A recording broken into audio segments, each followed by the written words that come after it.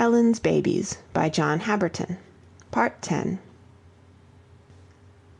Mothers of American boys, accept from me a tribute of respect which no words can fitly express, of wonder greater than any of the great things of the world ever inspired, of adoration as earnest and devout as the Catholic pays to the Virgin. In a single day, I, a strong man, with nothing else to occupy my mind, am reduced to physical and mental worthlessness by the necessities of two boys not over mischievous or bad. And you, heaven only knows how, have unbroken weeks, months, years, yes, lifetimes of just such experiences, and with them the burden of household cares, of physical ills and depressions, of mental anxieties that pierce your hearts with as many sorrows as grieved the Holy Mother of old. Compared with thy endurance, that of the young man, the athlete, is as weakness. The secret of thy nerves, wonderful even in their weakness, is as great as that of the power of the winds. To display decision, thy opportunities are more frequent than those of the greatest statesmen. Thy heroism laughs into insignificance that of fort and field. Thou art trained in a school of diplomacy such as the most experienced court cannot furnish. Do scoffers say thou canst not hold the reins of government? Easier is it to rule a band of savages than to be the successful autocrat of thy little kingdom. Compared with the ways of men, even thy failures are full of glory. Be thy faults what they may, thy one great mysterious unapproachable success places thee, in desert, far above warrior, rabbi, or priest. The foregoing soliloquy passed through my mind as I lay upon the bed where I had thrown myself after leaving the children's room. Whatever else attempted to affect me mentally found my mind a blank until the next morning, when I awoke to realize that I had dropped asleep just where I fell, and that I had spent nearly 12 hours lying across a bed in an uncomfortable position, and without removing my daily attire. My next impression was that quite a bulky letter had been pushed under my chamber door. Could it be that my darling— I hastily seized the envelope, and found it addressed in my sister's writing, and promising a more voluminous letter than that lady had ever before honored me with. I opened it, dropping an enclosure which doubtless was a list of necessities which I would please pack, etc., and read as follows. July 1st, 1875. My dear old brother, wouldn't I like to give you the warmest of sisterly hugs? I can't believe it, and yet I'm in ecstasies over it. To think that you should have got that perfection of a girl, who has declined so many great catches, you, my sober, businesslike, unromantic big brother. Oh, it's too wonderful. But now I think of it, you're just the people for each other. I'd like to say it's just what I'd always longed for, and that I invited you to Hillcrest to bring it about, but the trouble with such a story would be that it wouldn't have a word of truth in it. You always did have a faculty of doing just what you pleased, and what nobody ever expected you to do, but now you've exceeded yourself. And to think that my little darlings played an important part in bringing it all about. I shall take the credit for that, for if it hadn't been for me, who would have helped you, sir? I shall expect you to remember both of them handsomely at Christmas. I don't believe I'm guilty of a breach of confidence in sending the enclosed, which I have just received from my sister-in-law that is to be. It will tell you some causes of your success, of which you, with a man's conceit, haven't imagined for a minute, and it will tell you, too, of a maiden's first and natural fear under such circumstances, a fear which I know that you, with your honest, generous heart, will hasten to dispel. As you're a man, you're quite likely to be too stupid to read what's written between the lines, so I'd better tell you that Alice's fear is that in letting herself go so easily, she may have seemed to lack proper reserve and self-respect. You don't need to be told that no woman alive has more of these very qualities. Bless your dear old heart, Harry, you deserve to be shaken to death if you're not the happiest man alive. I must hurry home and see you both with my own eyes, and learn to believe that all this wonderful, glorious thing has come to pass. Give Alice a sister's kiss from me, if you know how to give more than one kind, and give my cherubs 100 each from the mother that wants to see them so much.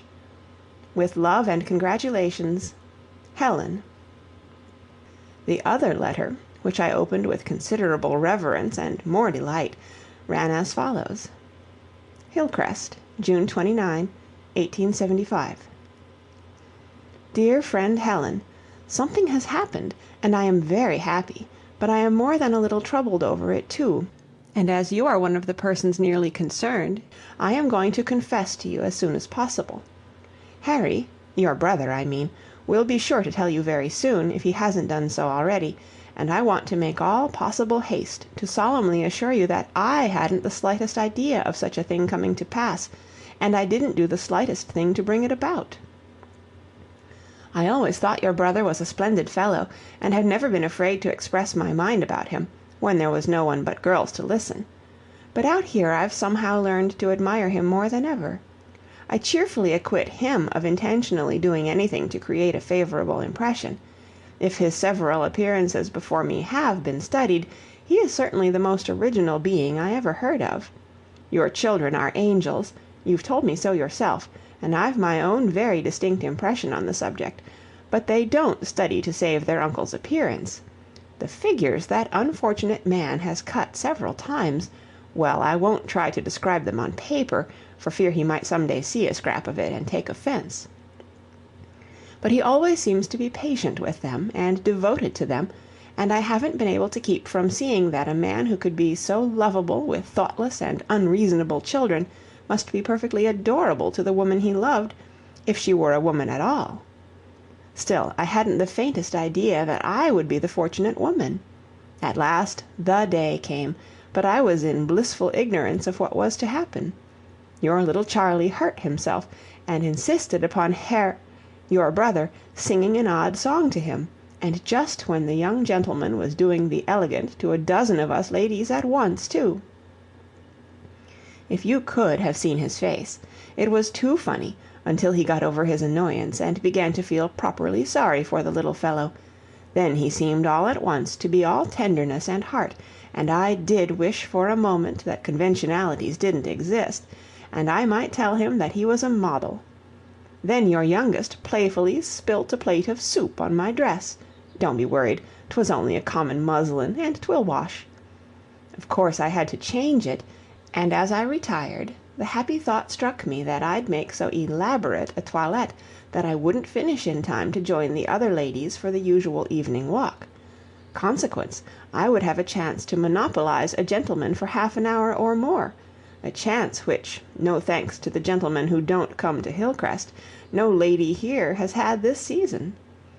Every time I peered through the blinds to see if the other girls had started, I could see him, looking so distressed, and brooding over those two children as if he was their mother, and he seemed so good.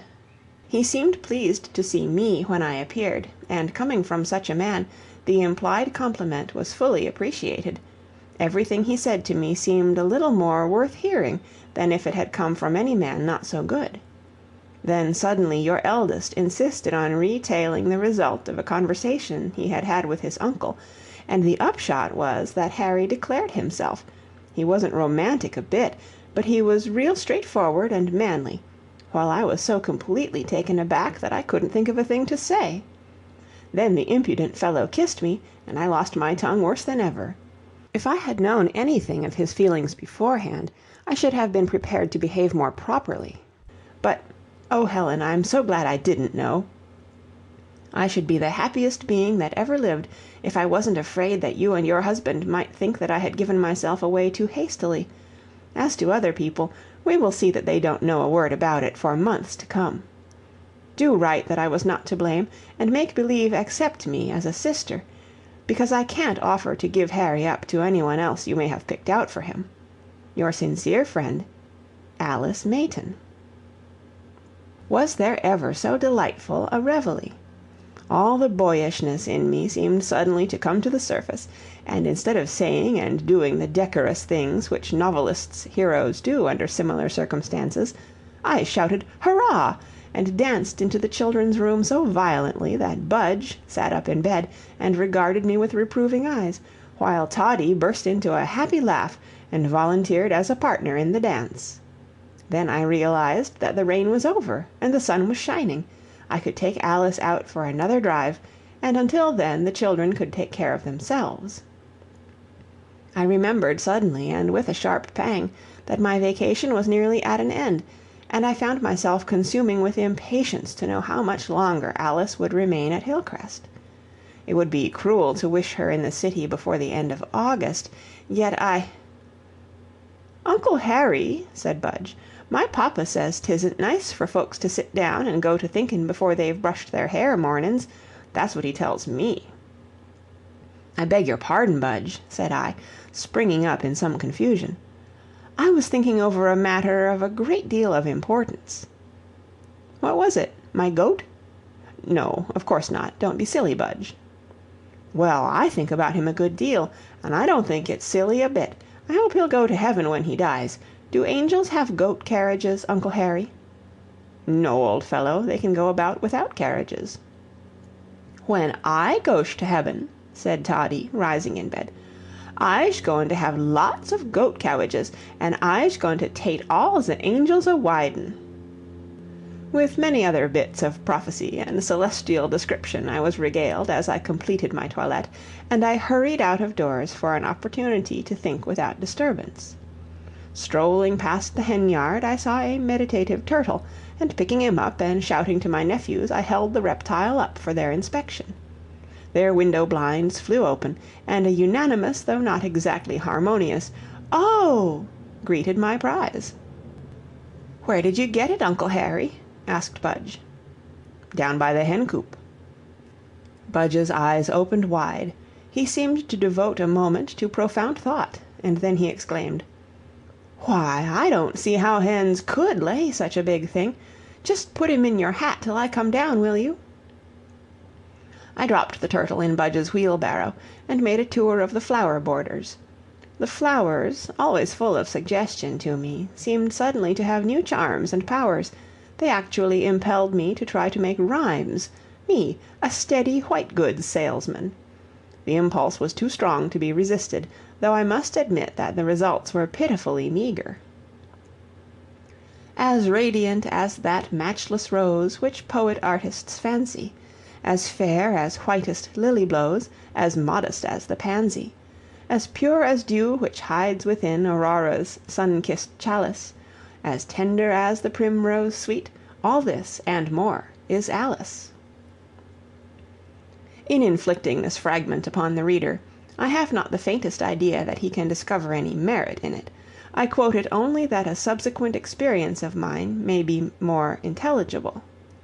When I had composed these wretched lines, I became conscious that I had neither pencil nor paper wherewith to preserve them. Should I lose them, my first self-constructed poem? Never. This was not the first time in which I had found it necessary to preserve words by memory alone. So I repeated my ridiculous lines over and over again, until the eloquent feeling of which they were the graceless expression inspired me to accompany my recital with gestures. 6, 8, 10, a dozen, 20 times I repeated these lines, each time with additional emotion and gestures, when a thin voice, very near me, remarked, "Ocken Hawwy, you does just as if you was swimmin'." Turning, I beheld my nephew Toddie. How long he had been behind me I had no idea. He looked earnestly into my eyes, and then remarked, "Ocken Hawwy, your face is wed, just like a wosy-posy." "Let's go right in to breakfast, Toddie," said I aloud, as I grumbled to myself about the faculty of observation which Tom's children seemed to have. Immediately after breakfast I dispatched Mike with a note to Alice, informing her that I would be glad to drive her to the Falls in the afternoon, calling for her at 2. Then I placed myself unreservedly at the disposal of the boys for the morning, it being distinctly understood that they must not expect to see me between lunch and dinner. I was first instructed to harness the goat, which order I obeyed, and I afterward watched that grave animal as he drew my nephews up and down the carriage road, his countenance as demure as if he had no idea of suddenly departing when my back should be turned. The wheels of the goat carriage uttered the most heart-rending noises I ever heard from ungreased axle, so I persuaded the boys to dismount, and submit to the temporary unharnessing of the goat, while I should lubricate the axles. Half an hour of dirty work sufficed, with such assistance as I gained from juvenile advice, to accomplish the task properly. Then I put the horned steed into the shafts, Budge cracked the whip, the carriage moved off without noise, and Toddie began to weep bitterly. "Cowwage is all bwoke," said he. "Wheels don't sing a bitty no more." While Budge remarked, "I think the carriage sounds kind o' lonesome now, don't you, Uncle Harry?" "Uncle Harry," asked Budge, a little later in the morning, "do you know what makes the thunder?" "Yes, Budge. When two clouds go bump into each other, they make a good deal of noise, and they call it thunder." "That ain't it at all," said Budge. "When it thundered yesterday, it was because the Lord was riding along through the sky, and the wheels of his carriage made an awful noise, and that was the thunder." "Don't like nasty old thunder," remarked Toddie. "It goes into our cellar and makes all de milk sour. Maggie said so, and so I can't have no nice white tea for my brepspup." "I should think you'd like the Lord to go a riding, Toddie, with all the angels running after him," said Budge, "even if the thunder does make the milk sour. And 'tis so splendid to see the thunder bang." "How do you see it, Budge?" I asked. "Why, don't you know when the thunder bangs, and then you see an awful bright place in the sky? That's where the Lord's carriage gives an awful pound, and makes little cracks through the floor of heaven, and we see right in. But what's the reason we can't ever see anybody through the cracks, Uncle Harry?" "I don't know, old fellow. I guess it's because it isn't cracks in heaven that look so bright. It's a kind of fire that the Lord makes up in the clouds. You'll know all about it when you get bigger." "Well, I'll feel awful sorry if 'tain't anything but fire. Do you know that funny song my papa sings 'bout "Roarin' thunders, lightnin's blazes, shout the great Creator's praises"? I don't know 'zactly what it means, but I think it's kind of splendid, don't you?" I did know the old song. I had heard it in a Western camp meeting when scarcely older than Budge, and it left upon my mind just the effect it seemed to have done on his. I blessed his sympathetic young heart, and snatched him into my arms. Instantly he became all boy again. "Uncle Howie," he shouted, "you crawl on your hands and knees and play you was a horse, and I'll ride on your back." "No, thank you, Budge, not on the dirt." "Then let's play menagerie, and you be all the animals." To this proposition I assented, and after hiding ourselves in one of the retired angles of the house, so that no one could know who was guilty of disturbing the peace by such dire noises, the performance commenced. I was by turns a bear, a lion, a zebra, an elephant, dogs of various kinds, and a cat. As I personated the latter named animals, Toddie echoed my voice. "Meow, meow," said he. "Dat's what cats says when they goes down wells."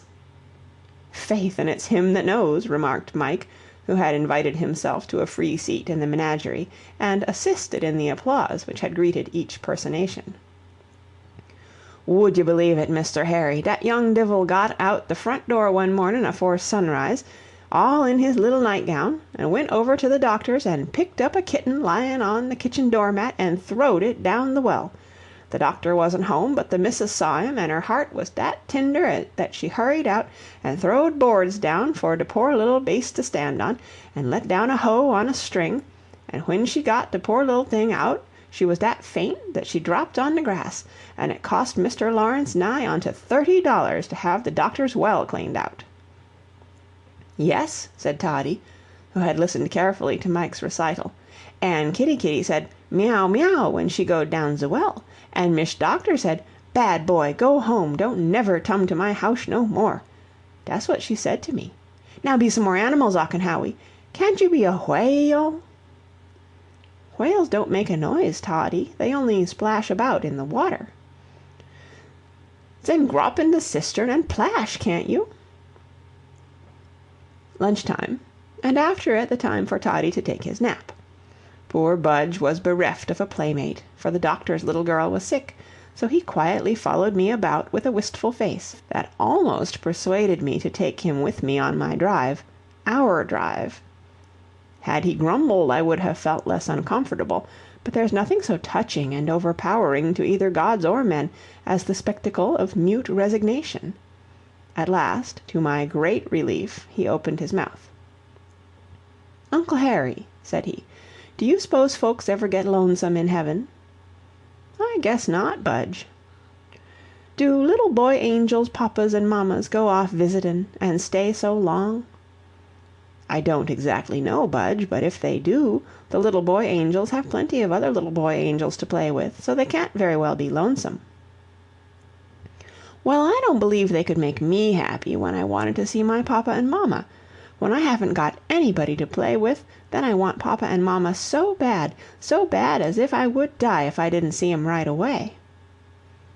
I was shaving, and only half done, but I hastily wiped off my face, dropped into a rocking chair, took the forlorn little boy into my arms, and kissed him, caressed him, sympathized with him, and devoted myself entirely to the task and pleasure of comforting him. His sober little face gradually assumed a happier appearance, his lips parted in such lines as no old master ever put upon angel lips. His eyes, from being dim and hopeless, grew warm and lustrous and melting. At last he said, "Uncle Harry, I'm ever so happy now, and can't Mike go around with me and the goat all the time you're away riding, and bring us home some candy and marbles, oh yes, and a new dog?" Anxious as I was to hurry off to meet my engagement, I was rather disgusted as I unseated Budge and returned to my razor. So long as he was lonesome and I was his only hope, words couldn't express his devotion, but the moment he had, through my efforts, regained his spirits, his only use for me was to ask further favors. Yet in trying the poor boy judicially, the evidence was more dangerous to humanity in general than to Budge. It threw a great deal of light upon my own peculiar theological puzzles, and almost convinced me that my duty was to preach a new gospel. Helen's Babies by John Habberton. Part 11. As I drove up to the steps of Mrs. Clarkson's boarding house, it seemed to me a month had elapsed since last I was there, and this apparent lapse of time was all that prevented my ascribing to miraculous agencies the wonderful and delightful change that Alice's countenance had undergone in 2 short days. Composure, quickness of perception, the ability to guard oneself, are indications of character which are particularly in place in the countenance of a young lady in society. But when, without losing these, the face takes on the radiance born of love and trust, the effect is indescribably charming, especially to the eyes of the man who causes the change. Longer, more out-of-the-way roads between Hillcrest and the Falls, I venture to say, were never known, than I drove over that afternoon, and my happy companion, who in other days I had imagined might one day, by her decision, alertness, and force, exceed the exploits of Lady Baker or Miss Tin, never once asked if I was sure we were on the right road. Only a single cloud came over her brow, and of this I soon learned the cause. "Harry," said she, pressing closer to my side and taking an appealing tone, "do you love me well enough to endure something unpleasant for my sake?" My answer was not verbally expressed, but its purport seemed to be understood and accepted, for Alice continued, "I wouldn't undo a bit of what's happened. I'm the happiest, proudest woman in the world, but we have been very hasty for people who have been mere acquaintances. And mother is dreadfully opposed to such affairs. She is of the old style, you know." "It was all my fault," said I. "I'll apologize promptly and handsomely. The time and agony which I didn't consume in laying siege to your heart, I'll devote to the task of gaining your mother's good graces." The look I received in reply to this remark would have richly repaid me had my task been to conciliate as many mothers-in-law as Brigham Young possesses. But her smile faded as she said, "You don't know what a task you have before you. Mother has a very tender heart, but it's thoroughly fenced in by proprieties. In her day and set, courtship was a very slow, stately affair, and mother believes it the proper way now. So do I, but I admit possible exceptions, and mother doesn't. I'm afraid she won't be patient if she knows the whole truth, yet I can't bear to keep it from her. I'm her only child, you know." "Don't keep it from her," said I, "unless for some reason of your own. Let me tell the whole story, take all the responsibility, and accept the penalties, if there are any. Your mother is right in principle, if there is a certain delightful exception that we know of." My only fear is for you, said my darling, nestling closer to me. She comes of a family that can display most glorious indignation when there's a good excuse for it, and I can't bear to think of you being the cause of such an outbreak.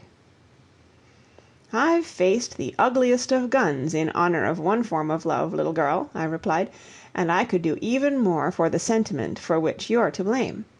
And for my own sake, I'd rather endure anything than a sense of having deceived anyone, especially the mother of such a daughter. Besides, you're her dearest treasure, and she has a right to know of even the least thing that in any way concerns you. And you're a noble fellow, and... Whatever other sentiment my companion failed to put into words was impulsively and eloquently communicated by her dear eyes. But oh, what a cowardly heart your dear cheek rested upon an instant later, fair Alice! Not for the first time in my life did I shrink and tremble at the realization of what duty imperatively required. Not for the first time did I go through a harder battle than was ever fought with sword and cannon, and a battle with greater possibilities of danger than the field ever offered. I won it, as a man must do in such fights if he deserves to live, but I could not help feeling considerably sobered on our homeward drive. We neared the house, and I had an insane fancy that instead of driving two horses I was astride of one, with spurs at my heels and a saber at my side. Let me talk to her now, Alice, won't you? Delays are only cowardly.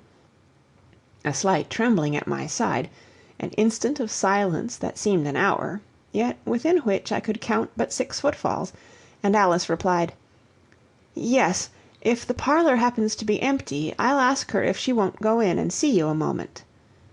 Then there came a look full of tenderness, wonder, painful solicitude, and then 2 dear eyes filled with tears. "We're nearly there, darling," said I, with a reassuring embrace. "Yes, and you shan't be the only hero," said she, straightening herself proudly, and looking a fit model for a Zenobia. As we passed from behind a clump of evergreens which hid the house from our view, I involuntarily exclaimed, "Gracious!" Upon the piazza stood Mrs. Mayton. At her side stood my 2 nephews, as dirty in face, in clothing, as I had ever seen them. I don't know but that for a moment I freely forgave them, for their presence might grant me the respite which a sense of duty would not allow me to take. "We's comed up to wide home wif you," exclaimed Toddie, as Mrs. Mayton greeted me with an odd mixture of courtesy, curiosity, and humor. Alice led the way into the parlor, whispered to her mother, and commenced to make a rapid exit, when Mrs. Mayton called her back and motioned her to a chair.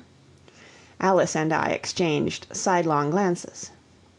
"Alice says you wish to speak with me, Mr. Burton," said she. "I wonder whether the subject is one upon which I have this afternoon received a minute verbal account from the elder Master Lawrence." "If you refer to an apparently unwarrantable intrusion upon your family's circle, Mrs. "I do, sir," replied the old lady. "Between the statements made by that child and the hitherto unaccountable change in my daughter's looks during 2 or 3 days, I think I have got at the truth of the matter. If the offender were any one else, I should be inclined to be severe, but we mothers of only daughters are apt to have a pretty distinct idea of the merits of young men, and..." The old lady dropped her head. I sprang to my feet, seized her hand, and reverently kissed it. Then Mrs. Mayton, whose only son had died 15 years before, raised her head and adopted me in the manner peculiar to mothers, while Alice burst into tears and kissed us both. A few moments later, as 3 happy people were occupying conventional attitudes, and trying to compose faces which should bear the inspection of whoever might happen into the parlor, Mrs. Mayton observed, "My children, between us this matter is understood, but I must caution you against acting in such a way as to make the engagement public at once." "Trust me for that," hastily exclaimed Alice. "And me," said I. "I have no doubt of the intentions and discretion of either of you," resumed Mrs. Mayton, "but you cannot possibly be too cautious." Here a loud laugh from the shrubbery under the windows drowned Mrs. Mayton's voice for a moment, but she continued, "Servants, children," here she smiled, and I dropped my head, "persons you may chance to meet." Again the laugh broke forth under the window. "What can those girls be laughing at?" exclaimed Alice, moving toward the window, followed by her mother and me.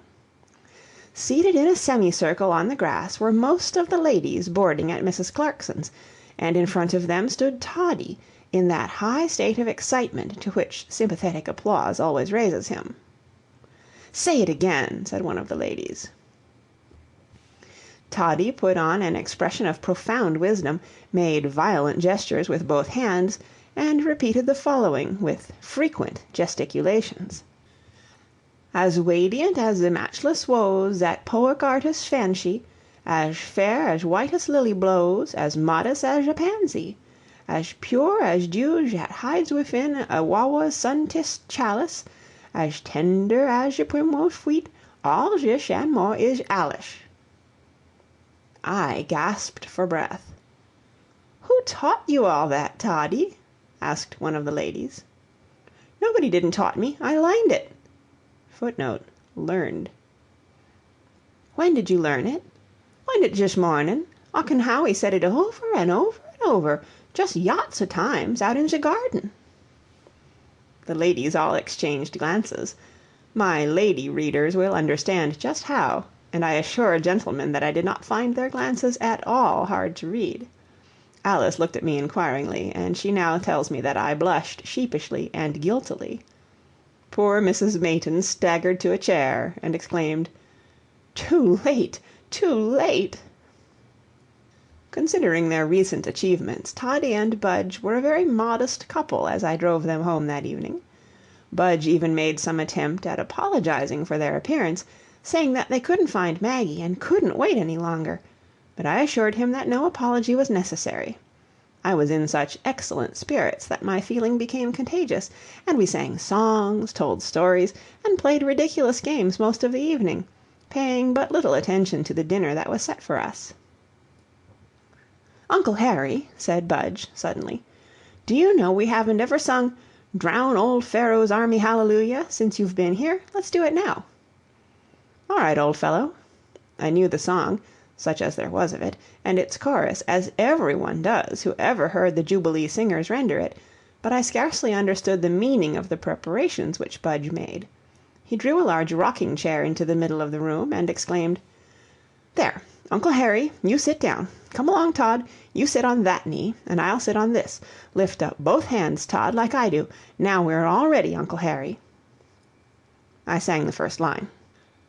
"When Israel was in bondage, they cried unto the Lord," without any assistance, but the boys came in powerfully on the refrain, beating time simultaneously with their 4 fists upon my chest. I cannot think it strange that I suddenly ceased singing, but the boys viewed my action from a different standpoint. "What makes you stop, Uncle Harry?" asked Budge. "Because you hurt me badly, my boy. You mustn't do that again." "Why, I guess you ain't very strong. That's the way we do to papa, and it don't hurt him." Poor Tom! No wonder he grows flat-chested. "Guess you's a Kai baby," suggested Toddie. This imputation I bore with meekness, but ventured to remark that it was bedtime. After allowing a few moments for the usual expressions of dissent, I staggered upstairs with Toddie in my arms and Budge on my back, both boys roaring in refrain of the negro hymn, "I'm rolling through an unfriendly world." The offer of a stick of candy to whichever boy was first undressed caused some lively disrobing, after which each boy received the prize. Budge bit a large piece, wedged it between his cheek and his teeth, closed his eyes, folded his hands on his breast, and prayed, "Dear Lord, bless papa and mamma and Toddie and me, and that turtle Uncle Harry found, and bless that lovely lady Uncle Harry goes riding with, and make 'em take me too, and bless that nice old lady with white hair that cried and said I was a smart boy. Amen." Toddie sighed as he drew his stick of candy from his lips, then he shut his eyes and remarked, "Dee Lord, bless Toddie and make him good boy, and bless them ladies that told me to say it aden." The particular "it" referred to being well understood by at least 3 adults of my acquaintances. The course of Budge's interview with Mrs. Mayton was afterward related by that lady as follows. She was sitting in her own room, which was on the parlor floor and in the rear of the house, and was leisurely reading fated to be free, when she accidentally dropped her glasses. Stooping to pick them up, she became aware that she was not alone. A small, very dirty, but good-featured boy stood before her, his hands behind his back, and an inquiring look in his eyes. "Run away, little boy," said she. "Don't you know it isn't polite to enter rooms without knocking?" "I'm looking for my uncle," said Budge in most melodious accents, "and the other ladies said you would know when he would come back." "I'm afraid they were making fun of you or me," said the old lady, a little severely. "I don't know anything about little boys' uncles. Now run away, and don't disturb me any more." "Well," continued Budge, "they said your little girl went with him, and you'd know when she would come back." "I haven't any little girl," said the old lady, her indignation at a supposed joke threatening to overcome her dignity. "Now go away." "She isn't a very little girl," said Budge, honestly anxious to conciliate. "That is, she's bigger'n I am, but they said you was her mother, and so she's your little girl, isn't she? I think she's lovely, too." "Do you mean Miss Mayton?" asked the lady, thinking she had a possible clue to the cause of Budge's anxiety. "Oh, yes, that's her name. I couldn't think of it," eagerly replied Budge. "And ain't she awful nice? I know she is." "Your judgment is quite correct, considering your age," said Mrs. Mayton, exhibiting more interest in Budge than she had heretofore done. "But what makes you think she is nice? You are rather younger than her male admirers usually are." "Why, my Uncle Harry told me so," replied Budge, "and he knows everything." Mrs. Mayton grew vigilant at once and dropped her book. "Who is your Uncle Harry, little boy?" "He's Uncle Harry. Don't you know him? He can make nicer whistles than my papa can, and he found a turtle." "Who is your papa?" interrupted the lady.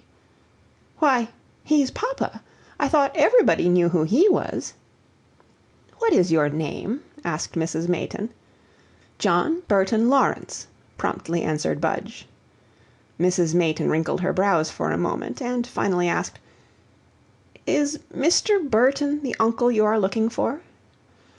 "I don't know any Mr. Burton," said Budge, a little dazed.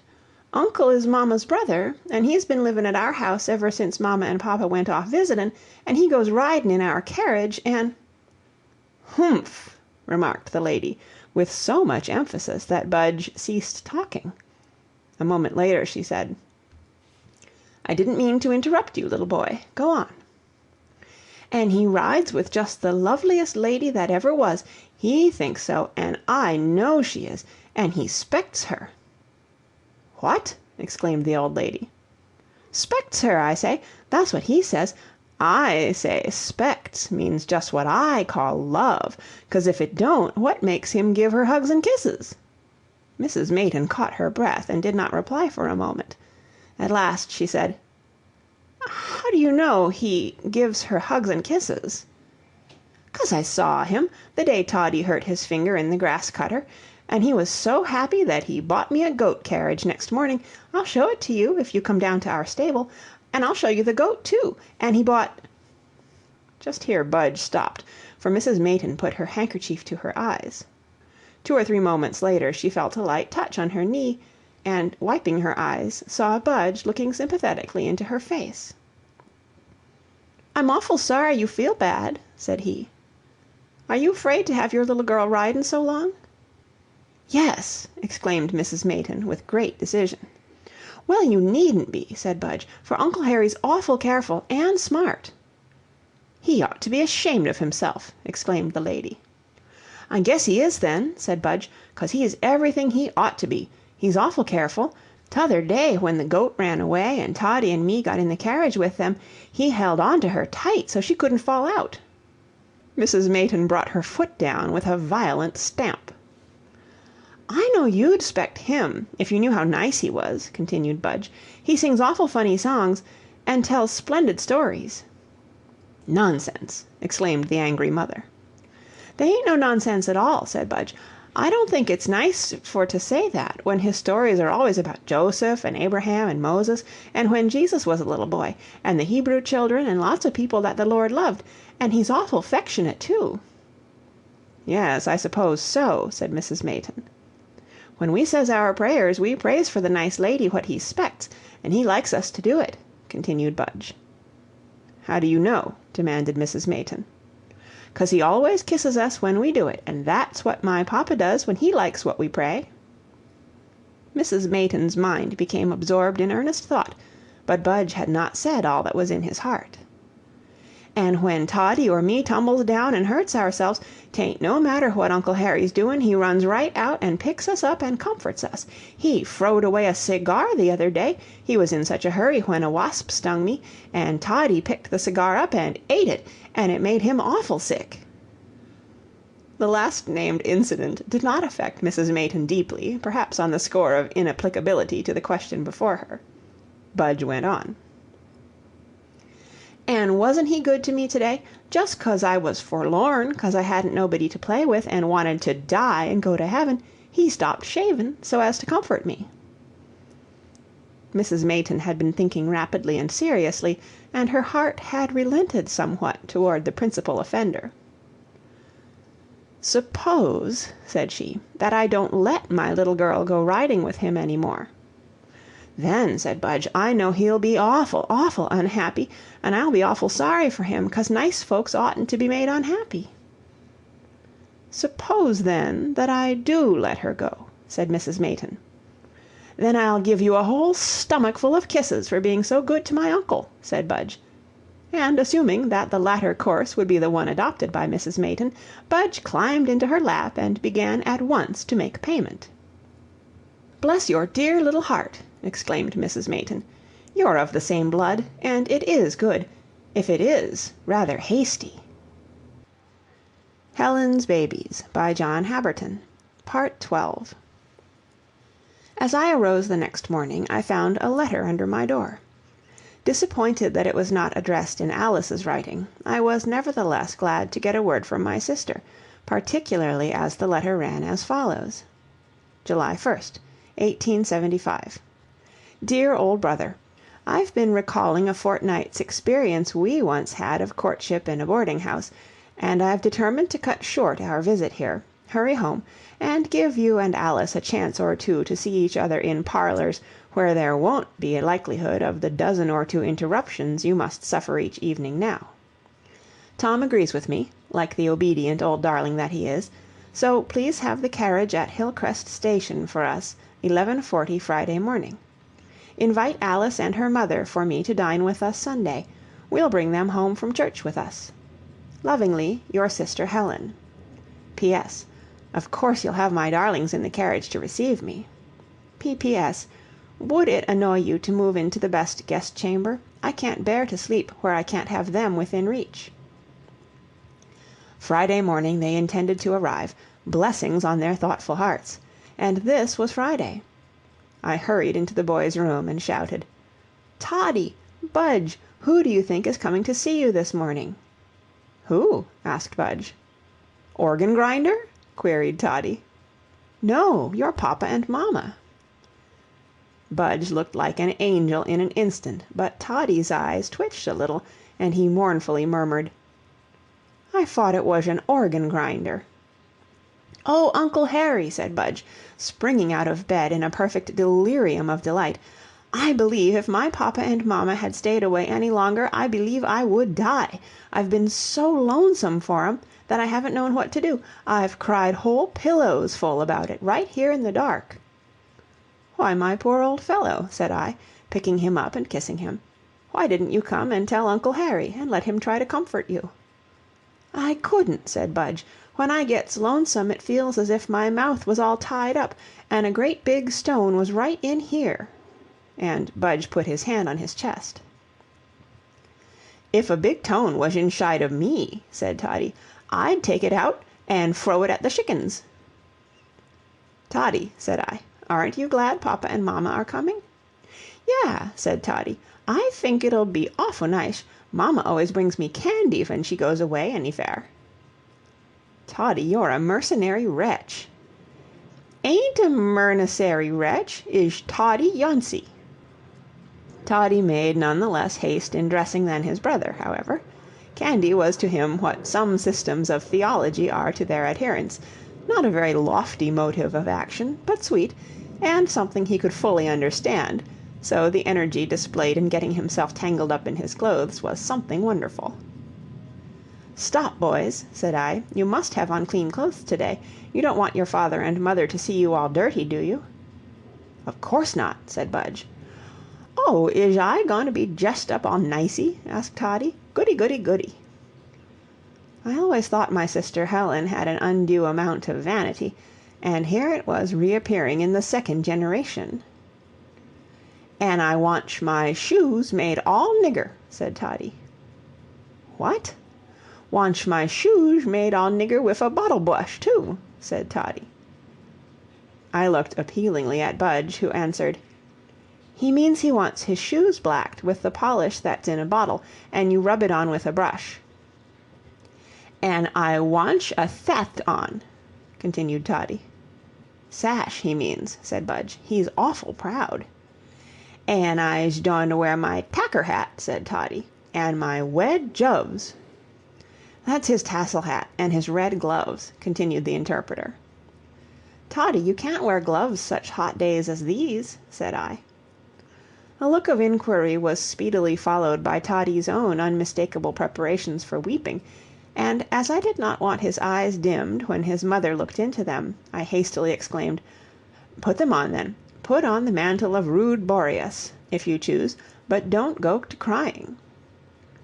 "Don't want no mantle o' wood Boyasses," declared Toddie, following me phonetically. "Wantsh my own pitty cozes, and nobody eshes." "Oh, Uncle Harry," exclaimed Budge, "I want to bring mamma home in my goat carriage." "The goat isn't strong enough, Budge, to draw mamma and you." "Well, then let me drive down to the depot, just to show papa and mamma I've got a goat carriage. I'm sure mamma would be very unhappy when she found out I had one, and she hadn't seen it first thing." "Well, I guess you may follow me down, Budge, but you must drive very carefully." "Oh, yes, I wouldn't get us hurt when mamma was coming for anything." "Now, boys," said I want you to stay in the house and play this morning. If you go out of doors, you'll get yourselves dirty." "I guess the sun'll be disappointed if it don't have us to look at," suggested Budge. "Never mind," said I. "The sun's old enough to have learned to be patient." Breakfast over, the boys moved reluctantly away to the playroom, while I inspected the house and grounds pretty closely to see that everything should at least fail to do my management discredit. $1 given to Mike and another to Maggie were of material assistance in this work, so I felt free to adorn the parlors and Helen's chamber with flowers. As I went into the latter room I heard someone at the washstand, which was in the alcove, and on looking I saw Toddie drinking the last of the contents of a goblet which contained a dark-colored mixture. "I's taken black medicine," said Toddie. "I likes black medicine awful much." "What do you make it of?" I asked, with some sympathy, and tracing parental influence again. "When Helen and I were children we spent hours in soaking licorice in water and administering it as medicine." "Makes it out of shoda mixture," said Toddie. This was another medicine of our childhood days, but one prepared according to physician's prescription, and not beneficial when taken ad libitum.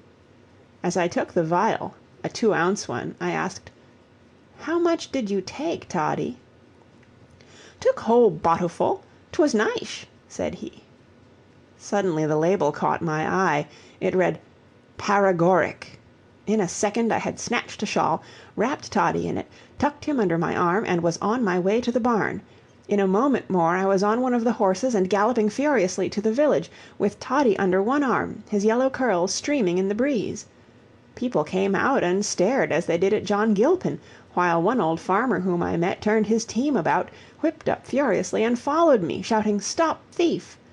I afterward learned that he took me to be one of the abductors of Charlie Ross, with the lost child under my arm, and that visions of the $20,000 reward floated before his eyes. In front of an apothecary's I brought the horse suddenly upon his haunches, and dashed in, exclaiming, "Give this child a strong emetic, quick! He's swallowed poison!" The apothecary hurried to his prescription desk, while a motherly-looking Irish woman, upon whom he had been waiting, exclaimed, "Holy Mither, I'll run and fetch Father O'Kelly," and hurried out.